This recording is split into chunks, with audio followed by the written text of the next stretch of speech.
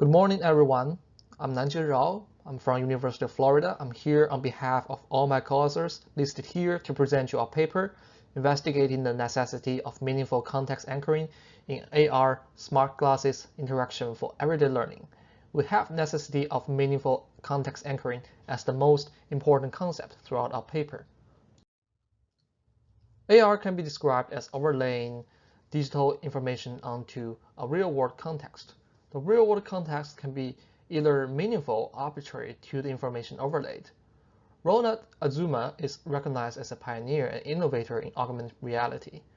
In 2015, he proposed that there are three approaches to the combination of real and virtual content. One, reinforcing, also can be understood as meaningful anchoring. Virtual information is anchored onto a real context that is meaningful with respect to it. Two, reskinning also can be understood as arbitrary anchoring. The virtual information is anchored onto a real context that's arbitrary. The third one is remembering, which we are not discussing in this paper. Imagine you're standing in front of this cute panda. There's an app on the device you have utilizing the camera and some object recognition algorithm is showing you some interesting facts about the panda, like how many bamboos a panda eats per day, how long do they sleep per day.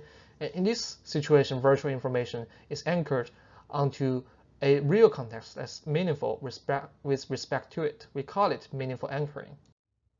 However, this physical contextualization may not be necessary for informal or everyday learning situations.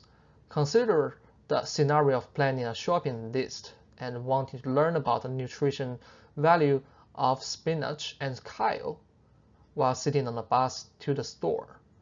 There's an app on the device you have utilizing the microphone and some speech recognition algorithms, and it's showing you some info about the keyword that you have asked. So in this situation, virtual information is anchored onto a real context that's arbitrary. The info is overlaid onto a real context that's irrelevant, and we call it arbitrary anchoring. Everyday learning can be described as learning that takes place in the courses of everyday activities. For example, a child discussing how to care for a dog on her way home with her parent after visiting the pet store.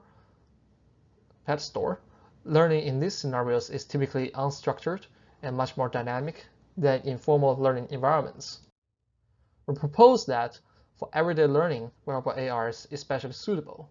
For example, smart glasses would be persistently available in your daily life. It sees what you see and it hears what you hear.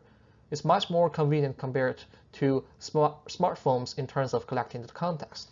So our specific motivation behind the paper is that what kind of wearable AR anchoring approach should everyday learning employ? When MA is employed, learning is theoretically more likely to be effective, but opportunities for MA are sparse in everyday learning. If AA is employed, learning may be less effective, but AA can be triggered at will, anytime and anywhere. From intuition, you can just say it has its own strengths, but to fully compare these two, we examine learning outcomes, practicality, experience, and task performance as dependent variables in our study. We chose these measures as they are commonly considered as important and relevant to everyday learning scenario. Learning outcomes can be measured as scores on a learning quiz. Practicality can be measured as task duration, interaction behaviors, and SUS, which is System Usability Scale by Brooke. Experience can be measured as degree of immersion, which we used ARI scale by Jurczyk. And task performance can be measured as degree of success on everyday task. To answer these research questions, we designed a resilient subject study with type of context anchoring as the single and independent variable. There were two conditions, MA and AA. For MA, we use an input method that depends on the use of camera of the smart glasses. When a real object of interest is within the view of the viewfinder, the computer-generated virtual information is displayed directly over the object of learning, thus requiring the presence of the physical object in order to trigger virtual information display. For AA, we use a speech-based input method whereby virtual information could be triggered independently of the physical presence of the object of learning through speech, similar to a voice assistant like Siri. We simulated an artificial everyday learning scenario in a study room with a one-way mirror. In typical everyday learning scenario, it usually consists of one primary task, for example, everyday task, and one subsidiary task, which is associated with the learning. In our study, primary task is creating a picture collage with different objects. Subsidiary task is learning information about different objects. A fictional scenario was crafted to explain the simulated scenario. Non-existent objects and object names were used in the study to ensure that participants has no prior knowledge of the objects before the study, and they had to learn about them during the study. The information for each object consists of a fact about the exotic object and a rule which pertaining to placement or the size that needs to be followed for the objects in creating the collage. For example, tomatoes are originally come from Paraguay. This is the fact, and place this in the top left corner is the rule for the collage. Two different sets of 7 objects were prepared to allow for the counterbalancing of the two study conditions, but both object sets were comparable in nature. They were of similar complexity. The order of the two conditions were also counterbalanced across participants. A study flow is shown here. Participants were instructed on how to use the smart glasses in demo app before they actually enter the study task. And here's a sample of collage created by a participant. Results from the paired sample t-test showed that there were significant differences between the MA and AA condition on the scores from the learning quiz, AR immersion, and system usability scale. But there were no significant difference between the two conditions on task duration and task performance scores. The learning quiz and collage task performance were graded by 2 researchers in agreed rubrics. The integrator agreement was above 90%, and the 2 researchers subsequently agreed on the final scores.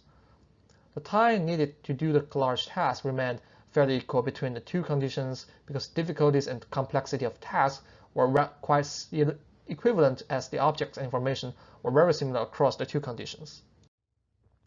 For our video analysis, participants had significantly more instances of behavior 2, which is information gathering while seated, in the AA condition than in the MA condition. The speed-triggered interaction in AA comes in handy for the participants who did not want to stand up and walk up to the objects to get information in the object MA interaction method. This results in fewer disruption to the primary task of collage construction. There were significantly fewer instances of behavior 3, which is repeated information gathering in the AA condition as well. This might be a result of greater cognitive encoding of the virtual information from the speech-based interaction method in that condition. With greater information encoding, the need for repeated access to the information is minimized. Because at a certain level, AA condition requires more cognitive effort and processing, AA condition led to better learning quiz scores. The more effort you put in, the better you learn. The better learning outcomes, which confirms its greater suitability for everyday learning for AR classes.